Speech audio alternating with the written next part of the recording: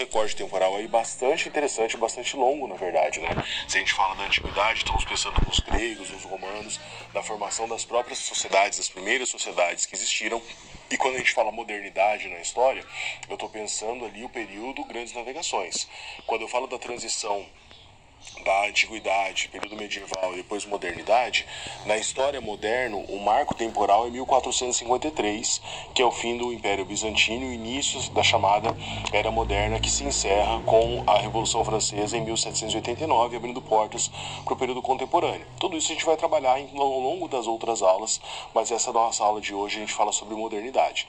Sempre que eu falo em modernidade, eu estou pensando em três grandes marcos históricos, três grandes fatos históricos que influenciam essa transição. As grandes navegações, o Renascimento, importantíssimo, grandes navegações, Renascimento e a reforma religiosa. Então, pensando na nossa aula, nesse aspecto mais político, a gente vai falar um pouquinho ali do contexto da formação dos Estados Nacionais modernos, que vão ali na frente gerar as grandes navegações, que seria mais o viés da nossa aula. Vamos ao primeiro quadro?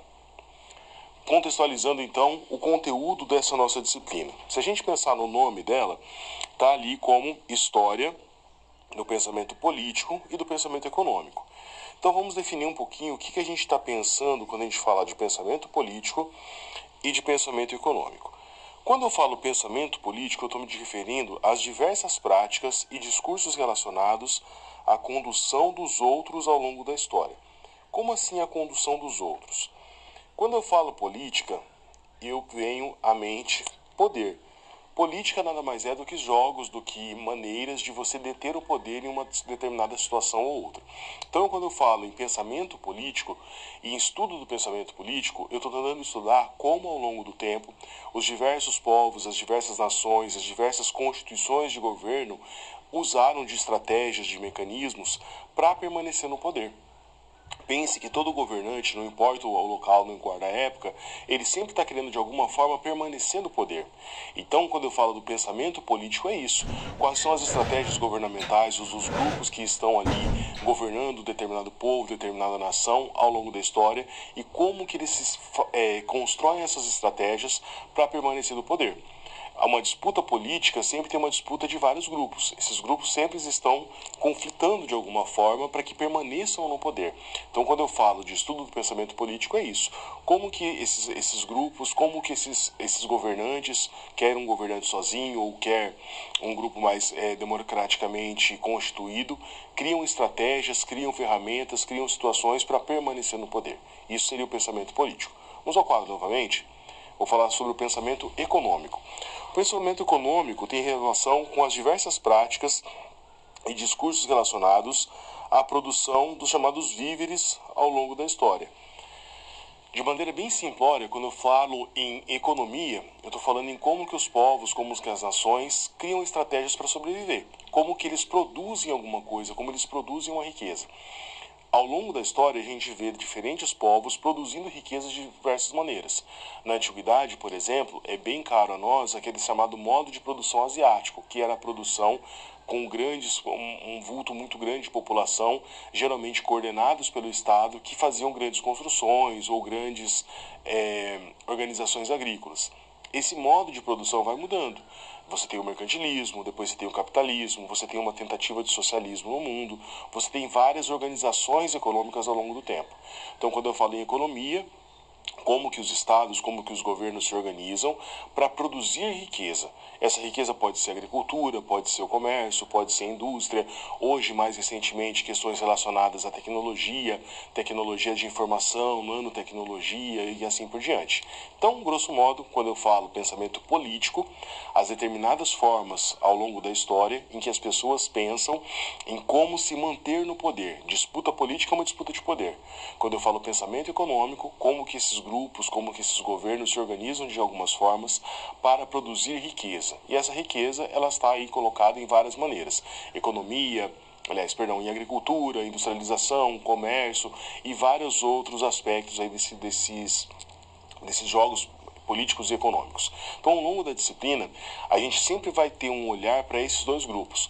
Ora um pensamento político, ora um pensamento econômico, ao longo da história, entendendo como essas trajetórias foram realizadas. Espero contribuir e ajudar com seus estudos nessa área.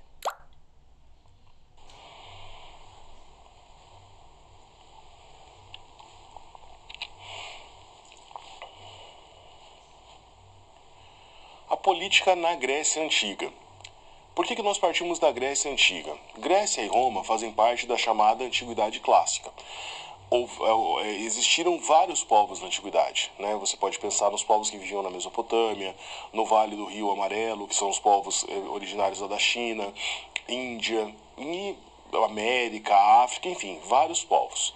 Mas quando eu falo Antiguidade Clássica, Grécia e Roma, eu estou me referindo a dois povos que por várias situações, em várias maneiras, influenciaram de uma maneira gigantesca o nosso modo de vida. Então não que os outros povos não sejam importantes, eles são importantes, mas Grécia e Roma são os dois povos que mais influenciaram o nosso modo de vida cotidiano. Então por isso a gente acaba focando mais em Grécia e Roma, não que os outros não sejam importantes, mas a gente parte aí dessa antiguidade clássica. Vamos ao quadro.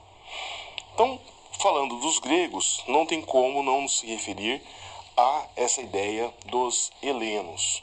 Professor, de onde que vem esses helenos? Helenos vem de Helena de Troia. Era uma maneira um tanto quanto pejorativa lá na antiguidade, hoje nem tanto, né? Hoje, aliás, não é assim, que os outros povos se referiam aos gregos por conta da história da Helena de Troia, o famoso conto lá de Homero.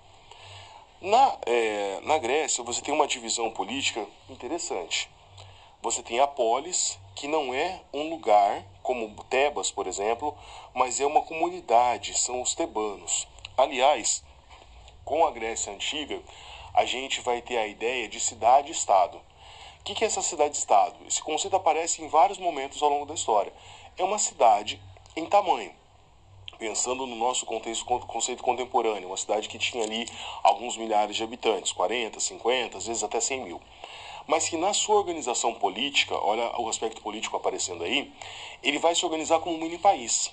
Então as diferentes cidades-estados da Grécia, Atenas, Teba, Corinto, Esparta, elas são cidades no tamanho, mas são organizadas como mini-países. Tinham as suas próprias leis, tinham seus próprios usos e costumes, tinham a sua própria organização. Se elas eram separadas, por que a gente estuda elas em conjunto? Porque essas cidades elas compartilhavam algumas características. Eles tinham a mesma língua, eles tinham a mesma religião, tinham alguns aspectos de alimentação, de usos e costumes, de cultura, literatura, que eram compartilhados. Olhe, por exemplo, a questão dos Jogos Olímpicos, então a questão da valorização dos esportes era muito proeminente em todas essas cidades. Você tem alguns momentos da história que essas cidades ensaiaram algumas reuniões, principalmente em momentos de guerra. A gente vai lembrar da Confederação de Delos e da Liga do Peloponeso, que são dois grupos que se unem para combater os invasores externos que eram os persas.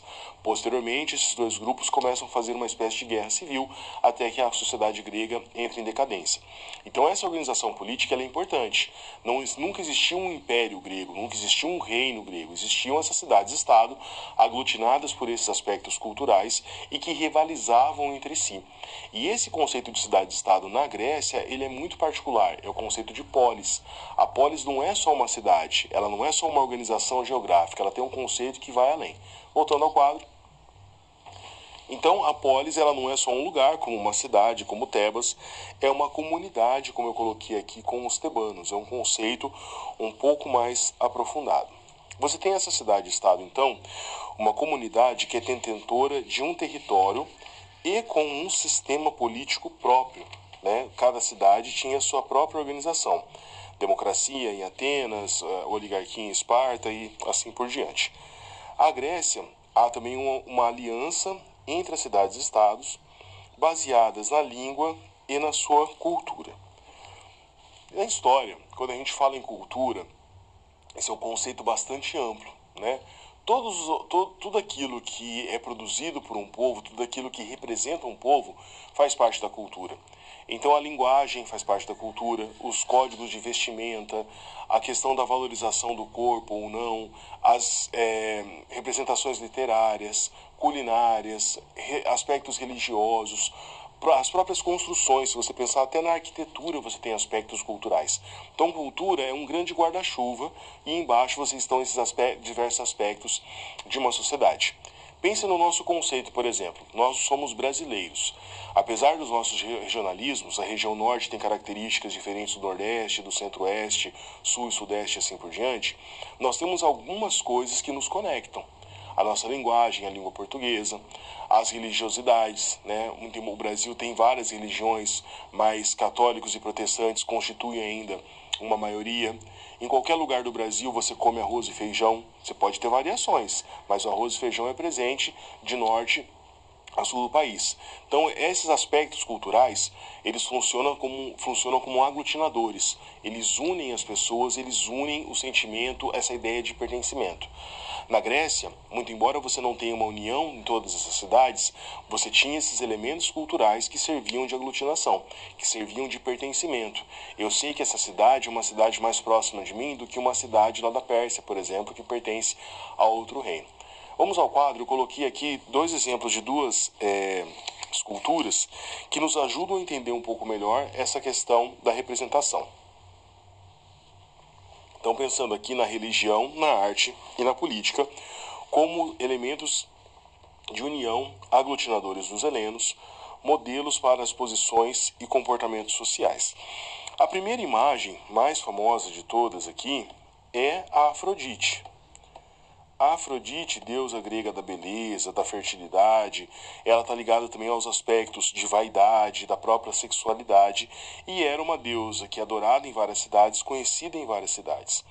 Então ela tem uma representação dessa religiosidade grega, que era uma religiosidade pública, ou seja, você tinha templos, você tinha festividades, você tinha coisas que faziam as pessoas participarem ao longo do tempo. Essa outra imagem aqui, um pouquinho não tão conhecida como de Afrodite, mas igualmente famosa, é de Laoconte. Laoconte era um sacerdote do templo de Apolo, e nessa imagem, uma imagem um tanto quanto angustiante. A gente está vendo ele, né, aqui, com o rosto com bastante agonia, e os seus filhos que estão sendo estrangulados por serpentes. Você vê as serpentes passando aqui na perna, no braço e tal. Por que essa serpente está fazendo isso? E isso tem relação com a própria religiosidade dos gregos. Segundo a história, Laoconte não tinha dado conta daqueles que seriam seus afazeres enquanto representante do templo de Apolo, enquanto um representante da religiosidade no templo de Apolo. Por conta disso ele é punido. Os deuses, Apolo, mandam essas serpentes e essas serpentes vão ali estrangular ele e o seu filho.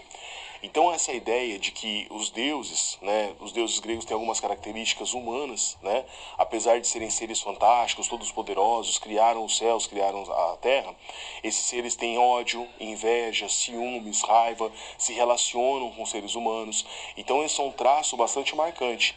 O deus grego, ele é um deus poderoso, mas ele não é um deus perfeito. Ele é um deus punitivo também quando necessário, como a gente viu ali em Laoconte. Então essa própria característica diferenciada da religiosidade grega nos ajuda a entender a mentalidade dos gregos lá atrás. A gente vai conseguir hoje entender como era totalmente a Grécia no passado? Não. Mas a gente consegue ter algumas pistas, algumas referências por essas obras políticas, por essas obras de arte, pelas histórias, pela mitologia, por tudo que aparece com relação aos gregos. Voltando à tela. Aqui falando um pouquinho sobre território. Territorialidade também nos ajuda a entender como que um povo está organizado. Nós temos aqui a Grécia original, que era dividida em 3 partes. Você tem a Grécia insular, que é a parte ligada ao continente, a Grécia peninsular, que é a península do Peloponeso, e a Grécia ligada aqui às várias ilhas que eles tinham, Creta como uma das mais famosas.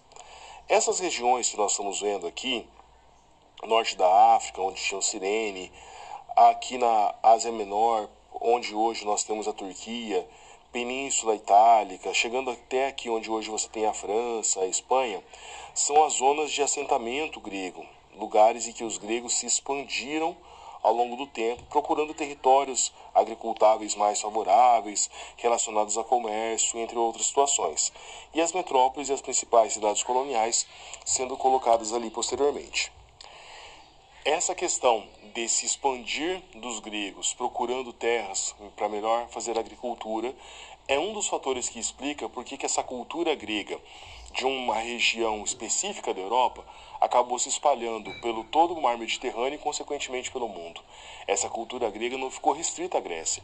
Ela chegou à Península Itálica, chegou ao norte da África, chega à Península Ibérica. Da Península Ibérica para vir para nós aqui na América era um pulo, né? Posteriormente, na época das grandes navegações. É lógico que você tem um gap histórico muito longo.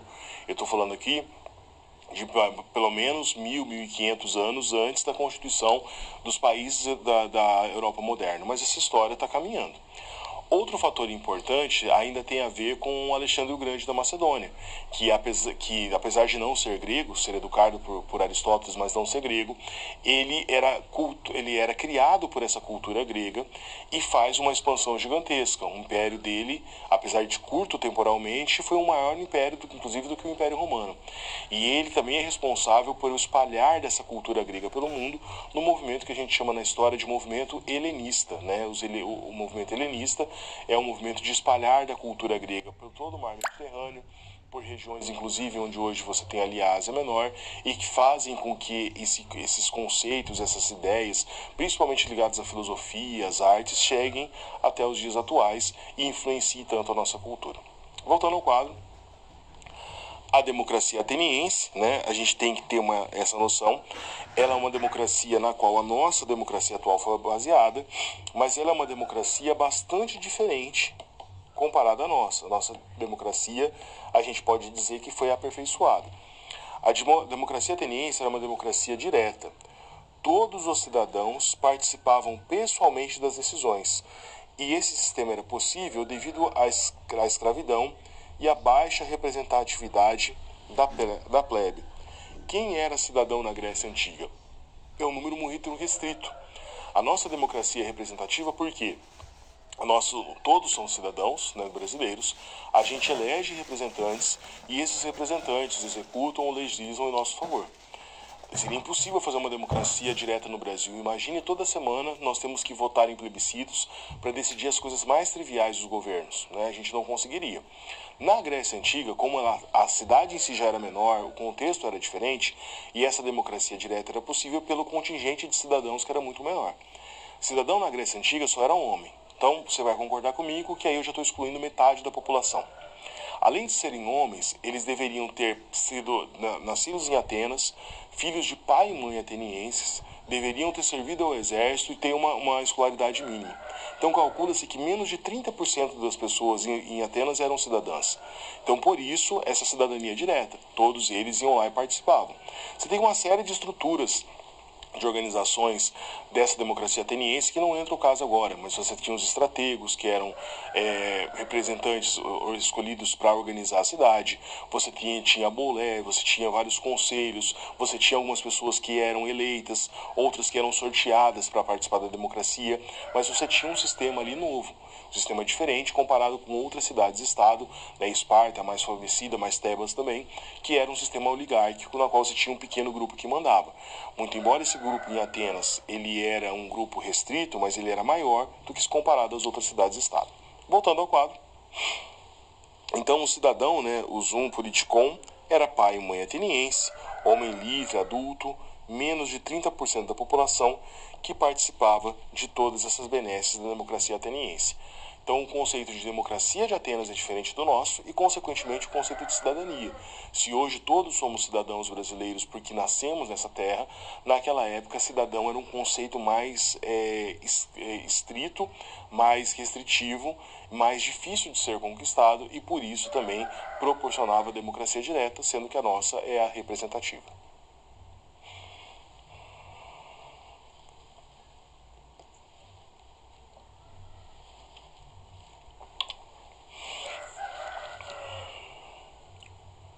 Teoria política em Platão. Então, depois de fazer um pouco de um contexto histórico ali sobre a Grécia, democracia direta, democracia representativa, o conceito de cidadania, a gente vai falar mais especificamente de um dos grandes filósofos que nos ajudaram a entender o pensamento da Grécia e que tiveram influência no pensamento filosófico durante a Idade Média, durante o início da modernidade, e alguns desses conceitos são debatidos até hoje. Então, vamos ao quadro para entendermos um pouquinho mais sobre Platão. Platão, então, tinha uma vida considerado abastada para a época, né? Ele era de família nobre, discípulo de Sócrates, né? Fundador da academia. Uma obra política, a sua obra política mais representativa é a República, com 10 volumes. O nome de Platão não é Platão. Platão era como se fosse um apelido. Vou colocar o nome dele aqui para a gente ter essa noção. Ninguém conhece esse nome, mas só para a gente ter essa ideia. O nome dele é Aristócles. Platão, por conta da sua característica física ligada aos seus ombros. Qual que é a ideia, as ideias mais prósperas de Platão que a gente acaba discutindo? Primeiro, né, uma das suas obras, que é a Apologia de Sócrates, na qual ele narra sobre os últimos momentos do seu mestre, que foi acusado de corromper a juventude de Atenas e foi condenado à morte. Posteriormente, foi obrigado a tomar cicuta. E uma outra obra importante dele é o Laques, também traduzido, conhecido como Da Coragem. É um livro que traz uma nova concepção de coragem ao cidadão grego, antes habituado à concepção heróica de Aquiles ou Ulisses, por exemplo. Agora a concepção de heroísmo ganha uma conotação de ação moralmente equilibrada e justa. O Platão vai viver na democracia ateniense, mas ele não era exatamente um entusiasta dessa democracia. Em vários dos seus estudos, ele critica a democracia ateniense. Ele fala que essa democracia ateniense está em decadência. Então esse modelo, por exemplo, do cidadão que para ele era justo, não era mais o herói como nos tempos homéricos, mas era aquela pessoa equilibrada que conseguia viver na democracia. Nós vamos falar posteriormente que ele tenta criar inclusive um sistema diferenciado que pudesse superar essa democracia que para ele era uma democracia que não estava mais funcionando. Olha que interessante. Hoje nós temos quase que um senso comum, vamos colocar assim, quando a gente fala de sistema de governo. Ninguém ousa falar mal da democracia. Mas naquela época existiam críticas. Mas lembre-se, a democracia de Atenas é diferente da democracia que nós temos hoje.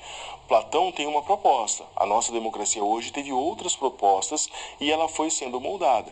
Muito embora nós temos um gancho com a antiguidade, o nosso sistema democrático republicano ele bebe muito mais daquilo que foi criado na Revolução Francesa do que propriamente nas características que estão colocadas lá na antiguidade. Voltando ao quadro, quando a gente fala de Platão, algo importantíssimo que acho que eu nunca vou dar uma aula sobre isso sem falar desse assunto, é a alegoria da caverna. Então aqui nós temos uma representação um pouquinho mais complexa com relação à alegoria da caverna. Grosso modo, como que funcionaria essa alegoria? Platão vai dizer que a humanidade em si, quando ela não tem conhecimento, quando ela não alcança esse estado, vamos colocar assim, filosófico, é como se ela vivesse dentro de uma caverna. E dentro dessa caverna, ele não veria as coisas de fato. Tudo que ele sabe, tudo que ele vê, como que ele enxerga, é como se fossem sombras. Então imagine uma caverna, a pessoa está dentro dessa caverna, mas ela não olha para fora. Ela olha para o fundo da caverna. E tudo que está passando atrás dela são as sombras, mas ela não conhece o real, ela conhece só essas sombras. E com essas sombras ela acha que o mundo é maravilhoso, que tudo é perfeito, que é tudo interessante, mas ela não tem esse simples ato de virar de lado, porque para ela o mundo dela é aquele mundo muito restrito. A gente pode fazer N alegorias da própria alegoria da caverna. Se a gente pensar, por exemplo, hoje, nas pessoas que são muito presas nesse mundo virtual, das redes sociais, né? São pessoas que estão presas em determinada alegoria. Elas pensam nesse mundo muito virtual e acabam esquecendo de aproveitar esse mundo mais real. Voltando ao quadro agora, a gente consegue perceber nessa imagem aqui uma brincadeira com relação a essa alegoria da caverna.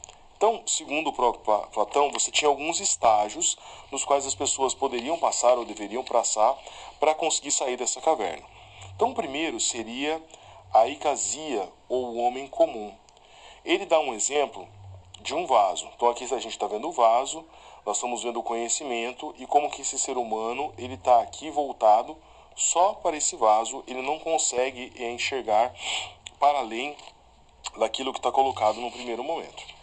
Então, na icasia, esse homem comum, ele usa o vaso. Então, imagina um vaso como um objeto comum, ele usa esse vaso, mas ele não reflete nada sobre esse vaso.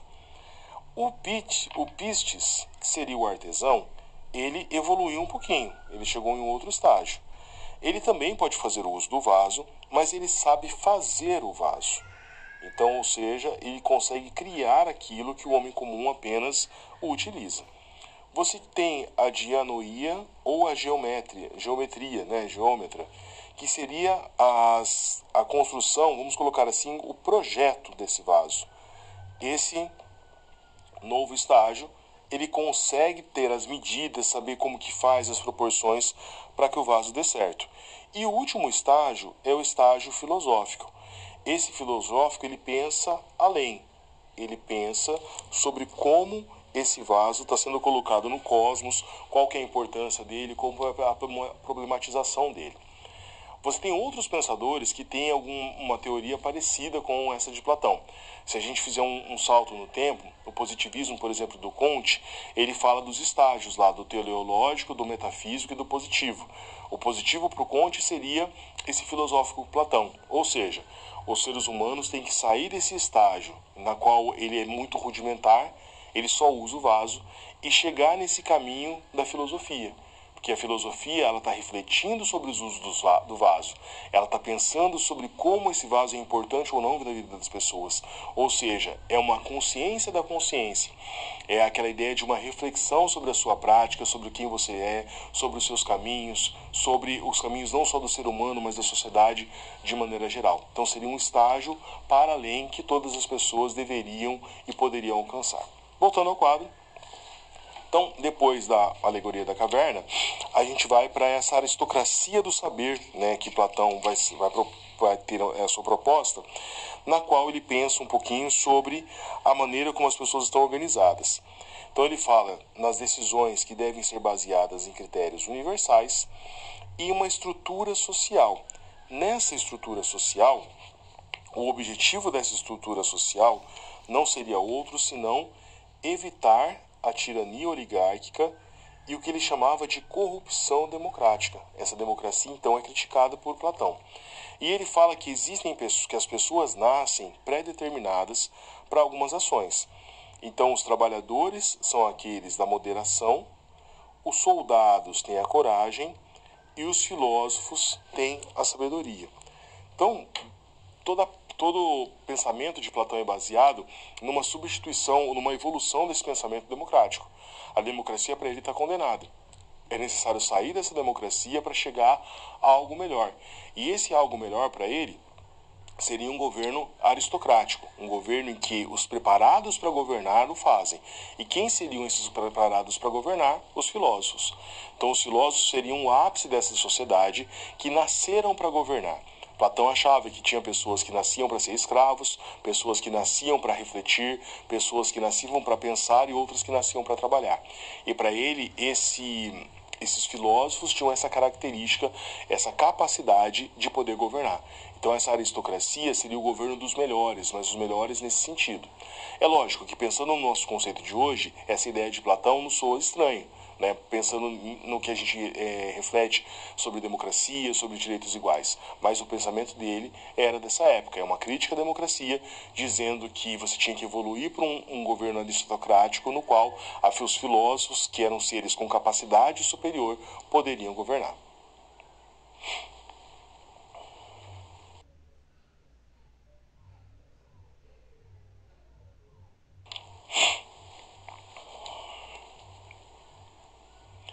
Teoria política em Aristóteles. Então, a gente estava falando um pouquinho do Platão, agora a gente vai falar sobre Aristóteles. Sócrates, Platão e Aristóteles são aí a Santíssima Trindade, vamos colocar assim, quando a gente fala da filosofia grega.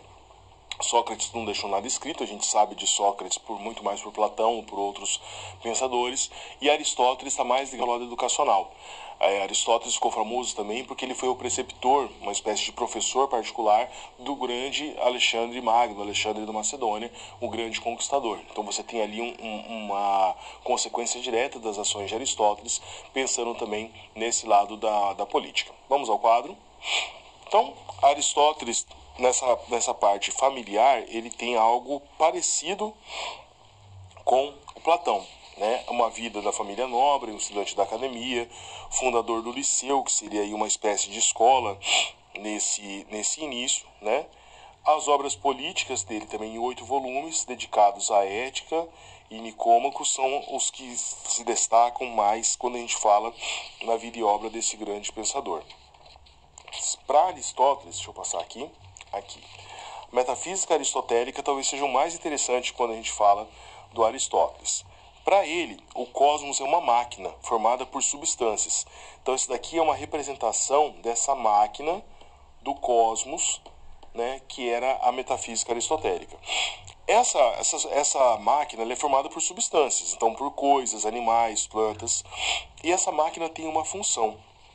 Aristóteles desenvolve a teoria das 4 causas, que explica o que é necessário para que todas as substâncias existam. Então, para ele, tudo tem um objetivo, tudo tem uma causa.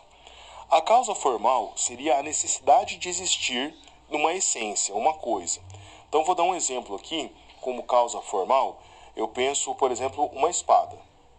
Uma espada é uma causa formal, ela existe, esse objeto espada. Uma causa material é a necessidade de existir de um material para a coisa. Então, por exemplo, eu vou fazer uma espada, eu preciso do ferro. Então, o ferro existe para poder moldar a minha espada.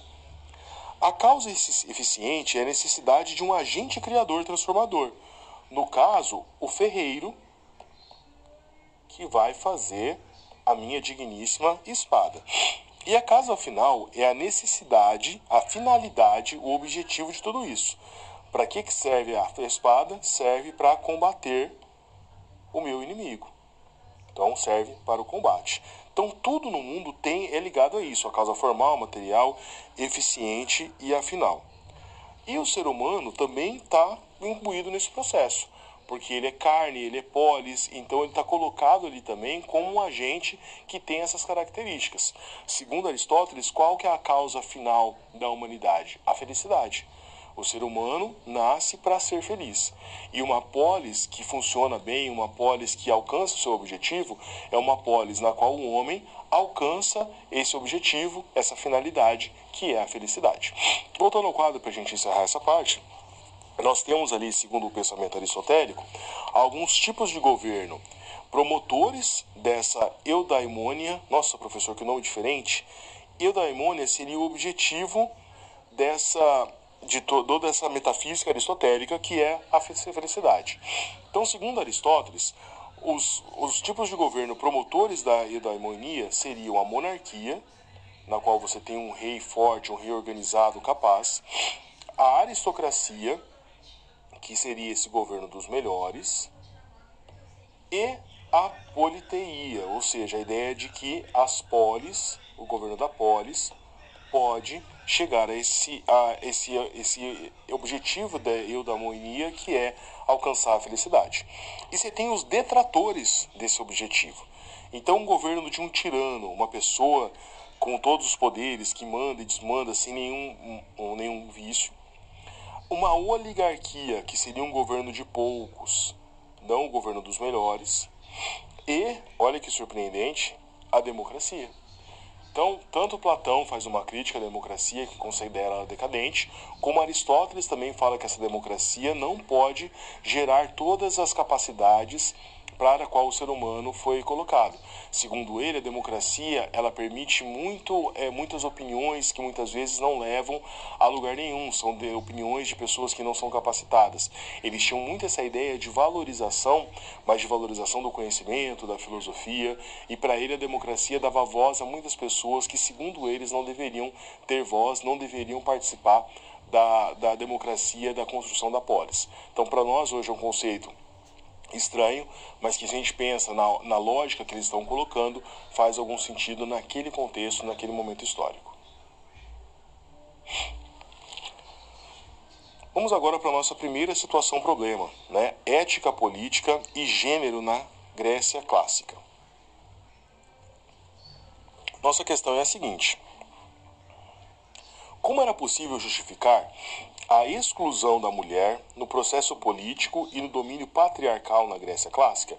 Seria por uma justificativa religiosa, biológica ou ética? A gente sabe que na Grécia as mulheres eram excluídas dos processos. Quando eu penso na democracia, por exemplo, no conceito de cidadania em Atenas, a mulher era totalmente alijada desse processo. Mas como que os gregos construíram essa narrativa para convencer as pessoas de que isso era o certo a se fazer? Pense que na democracia ateniense, por exemplo, a própria mulher se achava inferior. Não era só uma imposição masculina, mas era uma questão de um convencimento, de uma mentalidade da época em que era isso colocado. Então, como que essa construção foi feita ao longo do tempo? Voltando ao quadro. Problematização, né? Então, você vai colocar, os gregos colocavam as virtudes do cidadão. A temperança na quantidade e na atividade ligada à polaridade. A relação conjugal também aparece, né? A fidelidade é uma questão de temperança, não de respeito pelo cônjuge ou de respeito aos preceitos de Deus. E o bom governo de si garante o bom governo dos outros. Então a ideia de que o homem tinha essa característica de ser mais superior, de ter mais temperança, de ter mais organização.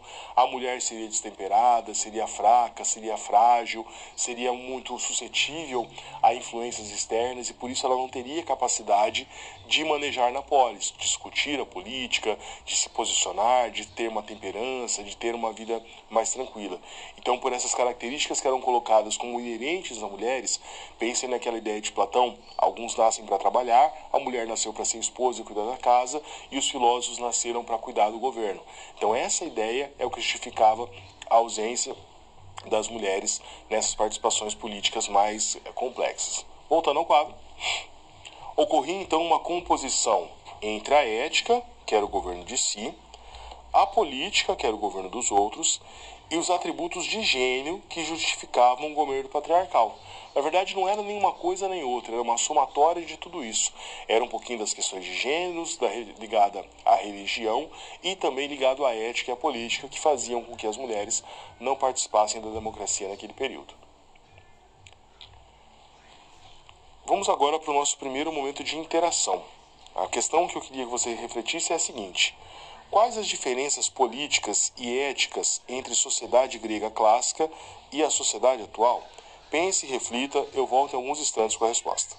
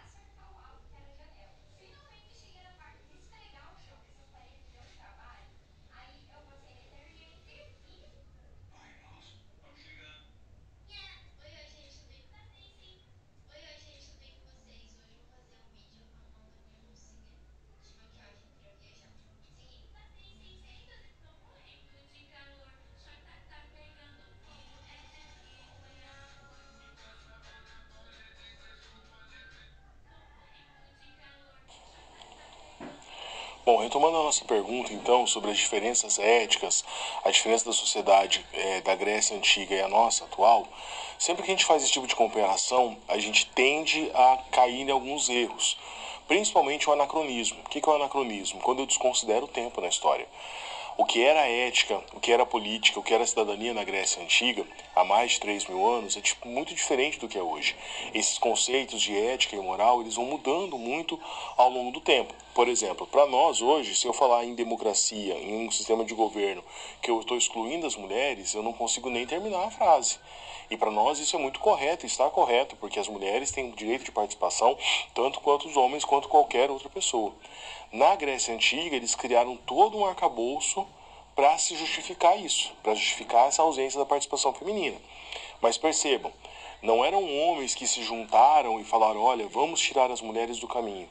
Eles realmente acreditavam nisso. E mulheres, muitas vezes, também acreditavam serem inferiores. Então, para nós, hoje, dá a impressão que é um conluio de alguns poucos para que essa situação fosse colocada na antiguidade. Não é assim. A gente tem uma construção histórica que é diferente. Um dos desafios da história é essa ideia das mentalidades. Quando eu olho para o passado e julgo como errado, eu estou sendo bastante simplório, porque eu não entendo como era a mentalidade da pessoa naquele momento.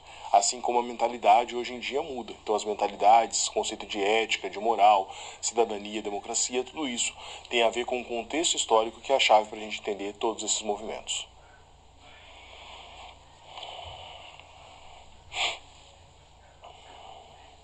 Império Romano, feudalismo e a cristandade. Então já falamos, já estudamos em outros momentos com relação à Grécia Antiga e como esses conceitos de política e economia estão colocados naquele período histórico. E agora a gente vai falar dessa transição. Saímos da Antiguidade Clássica, vamos para o período medieval, a transição, finalzinho do Império Romano e depois para o feudalismo, para a gente entender como que as relações de política e economia estão colocadas nesse momento. Vamos ao quadro. Então, falar do Império Romano é sempre bastante interessante.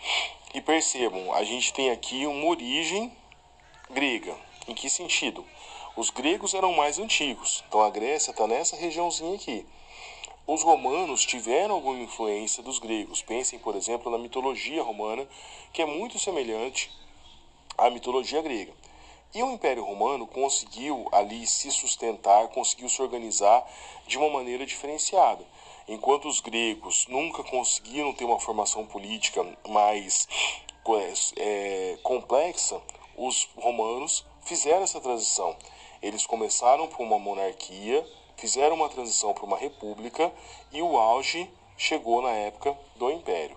Então havia uma centralização política e jurídica muito forte, muito interessante, um período de paz armada, o período do pão e circo e, consequentemente, a chamada Pax Romana, que é uma época não exatamente de paz, mas uma época de prosperidade na qual o império se consolida.